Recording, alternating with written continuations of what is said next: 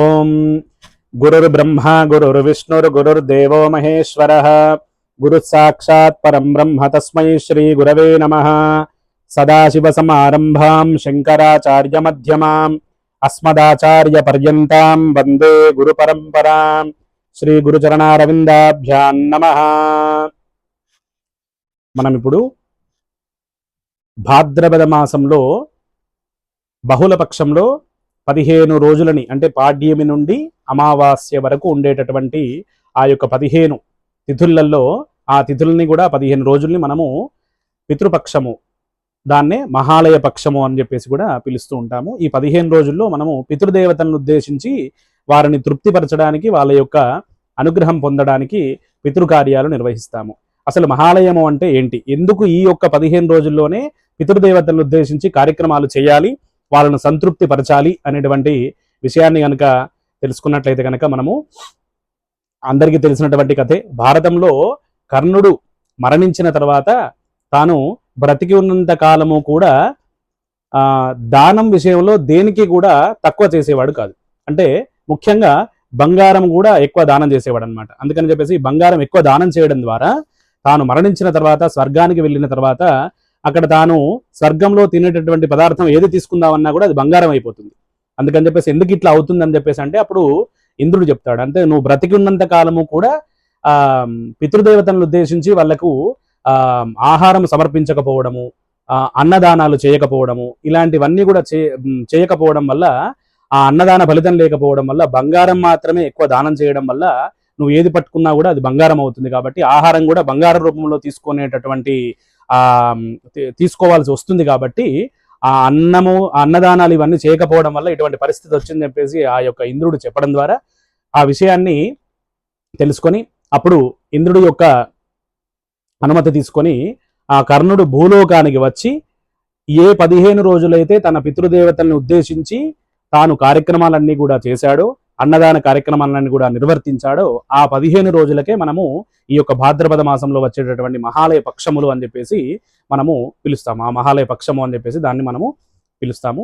అంటే ఈ 15 రోజులు పితృదేవతలను ఉద్దేశించి ముఖ్యంగా ఎవరైతే కార్యక్రమాలన్నీ కూడా వాళ్ళని ఉద్దేశించి శ్రాద్ధాది కార్యక్రమాలన్నీ కూడా నిర్వర్తిస్తారో వాళ్ళకు తప్పకుండా పితృదేవతల యొక్క అనుగ్రహం ఉంటుందని చెప్పేసి మనకు శాస్త్రాలు చెబుతున్నాయి. ముఖ్యంగా ప్రతి ఒక్క వ్యక్తి కూడా, అంటే ఎవరికైతే తల్లిదండ్రులు లేరో, అజీవ పితృకులు ఎవరైతే ఉంటారో వాళ్ళు ఖచ్చితంగా ఈ యొక్క 15 రోజులలో ఈ కార్యక్రమాలన్నీ కూడా నిర్వర్తించాలి అని చెప్పేసి మనకు ఈ యొక్క కథ ద్వారా మనకు తెలుస్తుంది. అసలు ఈ యొక్క మహాలయము అనేటువంటి పేరు ఎట్లా వచ్చింది అని చెప్పేసి అంటే, పితృణాం మహస్య ఉత్సవస్య ఆలయో మహాలయ అని. అంటే పితృదేవతలకు ఈ యొక్క మహాలయము నిలయమైంది కాబట్టి దీన్ని మనము మహాలయము అని చెప్పేసి పిలుస్తున్నాము. అయితే ఎప్పుడైతే రవి సింహరాశి నుండి కన్యారాశిలోకి ప్రవేశిస్తాడో అప్పుడు ఆ పక్షాన్ని మనము మహాలయ పక్షము అని చెప్పేసి అంటాము. ఇప్పుడు మనం ఈ 2025 సెప్టెంబర్లో కనుక చూసినట్లయితే కనుక సెప్టెంబర్ 17వ తేదీ సాయంత్రం 5:01 రవి సింహరాశి నుండి కన్యారాశిలోకి ప్రవేశిస్తున్నాడు. కాబట్టి ఆ సమయము ఆ 17వ తేదీ భాద్రపద బహుళ ఏకాదశి అయింది. అయితే కానీ మనం ఈ కార్యక్రమాలన్నీ కూడా పాడ్యమి నుండి చేస్తూ ఉంటాము. అయితే ఇందులో శాస్త్రం ఏం చెప్తుందంటే, ఎప్పుడైనా సరే నభస్యాపరపక్షే యత్ర కన్యాం వ్రజేద్రవిః స మహాలయ సంజ్ఞ స్యాత్ గజఛాయాహ్వయస్తథా అని. భాద్రపద మాసంలో బహుళ పక్షమందు సూర్యుడు కన్యారాశిలో ప్రవేశిస్తే దాన్ని మనం మహాలయ పక్షం అంటారని. అయితే అందులో ఇప్పుడు మనం ఏకాదశి, బహుళ ఏకాదశికి ప్రవేశించినా కూడా మరి ముందు ఉన్నటువంటి తిథులన్నీ కూడా మహాలయం కాదా అంటే మహాలయ పక్షం కిందికి రావా అంటే అట్లా తీసుకోకూడదండి. అంటే ఆ పక్షంలో ఏ రోజు ఏ తిథి నాడు రవి కన్యారాశిలో ప్రవేశించినా కూడా, అంటే మధ్యలో కానీ ముందు కానీ చివరిలో కానీ ఎక్కడైనా సరే ఈ యొక్క పక్షంలో ఏ తిథి నాడు ప్రవేశించినా కూడా ఆ పక్షానికి మహాలయ పక్షం అని మనము పిలుచుకుంటాము. ఆ 15 రోజులన్నీ కూడా పితృదేవతలను ఉద్దేశించి కార్యక్రమాలన్నీ కూడా చేయాలి. అందుకే మధ్యేవా యది వాప్యంతే యత్ర కన్యా రవిర్వ్రజేత్ స పక్ష సకల పూజ్య తత్ర శ్రాద్ధం విధీయతే అని కాల నిర్ణయ చంద్రికలో చెప్పబడి ఉంది. అంటే సూర్యుడు భాద్రపద మాసంలో బహుళ పక్షంలో ఏ తిథి అందు మధ్యలో వచ్చినటువంటి ఏ తిథిలో అయినా కన్యారాశిలో ప్రవేశించినా కూడా ఆ పక్షమంతా కూడా మహాలయ పక్షం అని చెప్పేసి మనం పిలుస్తాం. ఆ పక్షంలో మనము పితృదేవతలను ఉద్దేశించి కార్యక్రమాలన్నీ కూడా చేయాలి. అయితే ఇందులో మనకు 2 విధానాలు మహాలయ పక్షంలో ఏంటంటే, సకృన్మహాలయము అని, తర్వాత పక్ష మహాలయము అని. అంటే సకృన్మహాలయము అంటే ఈ 15 తిథులలో తమ యొక్క తల్లిదండ్రులు ఏ తిథి నాడు మరణిస్తారో ఆ తిథిని ఉద్దేశించి మనము ప్రత్యాబ్దికాలు చేస్తూ ఉంటాము. ఆ తిథిని ఉద్దేశించి అట్లా ఆ తిథి 15 రోజుల్లో ఏదో ఒక తిథి అవుతుంది కాబట్టి ఆ తిథి నాడు శ్రాద్ధాన్ని నిర్వర్తించడము సకృన్మహాలయము. అట్లా కాకుండా ప్రతిరోజు కూడా అంటే పాడ్యమి నుండి మొదలుకొని అమావాస్య వరకు కూడా ఈ యొక్క 15 రోజులు కూడా ప్రతిరోజు కూడా శ్రాద్ధం చేయడము పక్ష మహాలయం, పక్ష శ్రాద్ధం అంటారు దాన్ని. అయితే అందులో ఒకవేళ కొందరు పౌర్ణమి నాడు మృతి చెంది ఉంటారు. ఆ పౌర్ణమి నాడు మృతి చెందినప్పుడు వాళ్లకు బహుళ పక్షంలో వచ్చేటటువంటి ద్వాదశి నాడు వాళ్లకు శ్రాద్ధం నిర్వర్తించాలి అని పౌర్ణమి. తర్వాత మిగతా రోజులు పాడ్యమి నుంచి అమావాస్య వరకు ఏ తిథి అయితే ఆ తిథి నాడు చేయాలని చెప్పేసి మనకు శాస్త్రం చెప్తుందన్నమాట.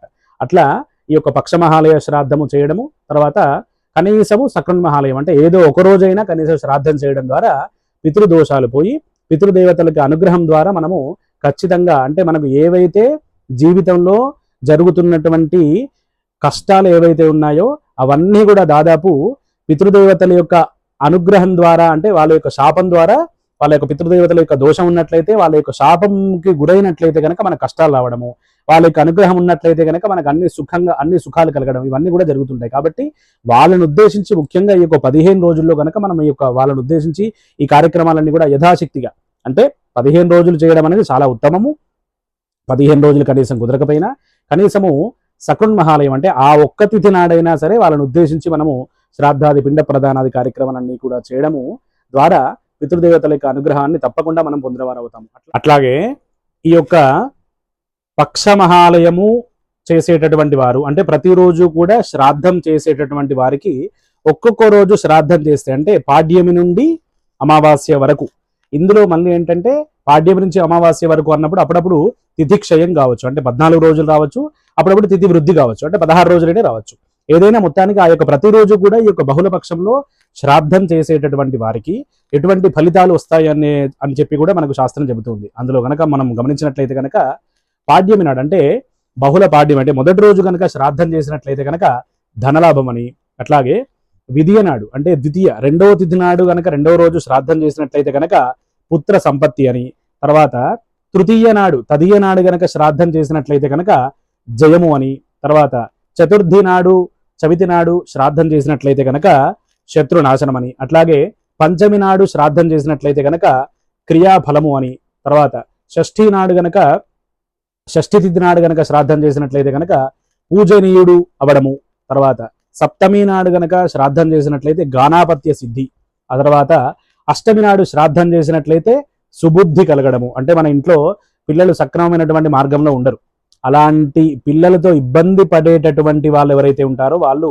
ఆ బహుళ అష్టమి నాడు గనక శ్రాద్ధం చేసినట్లయితే పితృదేవతల అనుగ్రహంతో వాళ్లకు సద్బుద్ధి కలుగుతుందన్నమాట. అట్లా ఆ అష్టమికి అటువంటి ఫలితము. అట్లాగే నవమి నాడు గనక శ్రాద్ధం చేసినట్లయితే గనక స్త్రీ సంతతి, కొందరికి పురుషులుండి స్త్రీలు లేరు అని చెప్పేసి అమ్మాయిలు లేరు అని చెప్పేసి బాధపడే వాళ్ళు ఉంటారు. అలాంటి వాళ్ళు గనక బహుళ నవమికి శ్రాద్ధం చేసినట్లయితే గనక వాళ్ళకు స్త్రీ సంతతి కలగడము, తర్వాత బహుళ దశమికి గనక చేసినట్లయితే శ్రాద్ధం చేసినట్లయితే గనక పూర్ణ కామతా సిద్ధి, తర్వాత ఏకాదశి నాడు చేసినట్లయితే కనుక వేద సమృద్ధి, ద్వాదశి నాడు జపలాభము, త్రయోదశి నాడు మేధా సంపత్తి, తర్వాత చతుర్దశి నాడు ఈ యొక్క శస్త్రహతులకు తృప్తి కలుగుతుందన్నమాట. అమావాస్య నాడు చేయడం ద్వారా సర్వకామ్య సిద్ధి.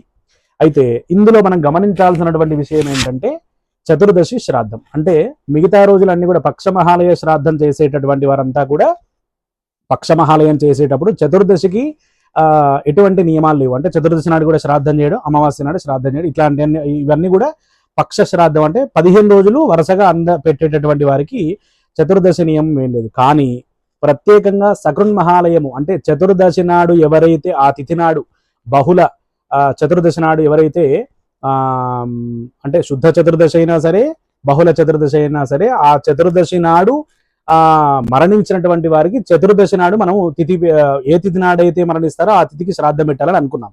కానీ ఇక్కడ చతుర్దశి నాడు మరణించిన వారికి మరి ఇక్కడ చతుర్దశి వస్తుంది కదా, చతుర్దశి నాడు అని చెప్పేసి అంటే ఈ సకృన్మహాలయం చేసేటటువంటి వారికి గనక చతుర్దశి నాడు శ్రాద్ధము పెట్టడానికి వీల్లేదు, వాళ్ళు ద్వాదశి నాడు పెట్టాలి. ఎందుకంటే చతుర్దశి అనేది కేవలము శస్త్రహతులకు అంటే అస్త్రశస్త్రాలతో మరణించినటువంటి వారికి, తర్వాత యాక్సిడెంట్స్ అట్లాంటివి అట్లా మరణించిన వారికి, తర్వాత ఆత్మహత్య చేసుకున్నటువంటి వారికి, తర్వాత సర్పాలు అటువంటి వాటి ద్వారా జంతువుల ద్వారా ప్రమాదం జరిగినటువంటి వారికి మాత్రమే ఈ యొక్క చతుర్దశి శ్రాద్ధం అని చెప్పేసి మనకు ఉంది. కాబట్టి ఈ కేవలం ఆ ఒక్కరోజు శ్రాద్ధం అంటే చతుర్దశి తిథిని ఉద్దేశించి పెట్టేటటువంటి వాళ్ళు మాత్రం ద్వాదశి నాడు పెట్టడము లేదా అమావాస్య నాడు పెట్టడము శాస్త్రంలో ఉందన్నమాట. కానీ చతుర్దశి నాడు మాత్రం కేవలం శస్త్రహత శ్రాద్ధం అని అటువంటి వారికి మాత్రమే ఈ యొక్క శ్రాద్ధం నిర్వర్తించాలి. అయితే ఈ యొక్క 15 రోజులు శ్రాద్ధం పెట్టలేరు, కనీసము సకృన్మహాలయం అంటే ఆ ఒక్కరోజు కూడా శ్రాద్ధము చేసేటటువంటి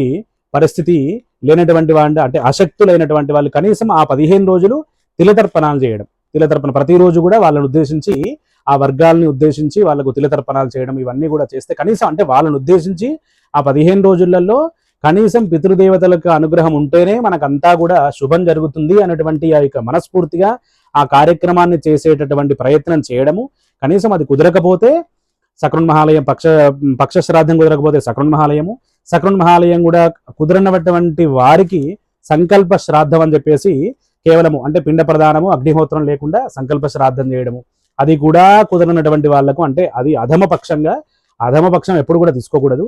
కానీ వృద్ధులు ఉంటారు, చేయలేనటువంటి వాళ్ళు ఉంటారు, అలాంటి వాళ్ళు కనీసము వాళ్ళు ఉన్నటువంటి చోటే కనీసం వాళ్ళని ఉద్దేశించి నేను పెట్టలేకపోతున్నా శ్రాద్ధం అని చెప్పేసి వాళ్ళని ఉద్దేశించి బాధపడుతూ కనీసం వాళ్ళకు తిలతర్పణ అయినా వదలడము అలాంటివి చేస్తే కనుక తప్పకుండా పితృదేవతలకు అనుగ్రహం ఉంటుంది. అయితే ఇవన్నీ కూడా బ్రాహ్మణ వర్ణంలో ఉన్నటువంటి వాళ్ళు చేస్తూ ఉంటారు ఖచ్చితంగా. అయితే మాకు ఇవన్నీ కూడా తెలియవు అనేటువంటి ఇతర వర్ణాల వాళ్ళు ఉంటారు, మాకు ఇవన్నీ తెలియవు కాబట్టి మేము ఎలా చేసుకోవాలి అన్నటువంటి వాళ్ళకు గనక మనము చెప్పాలనుకుంటే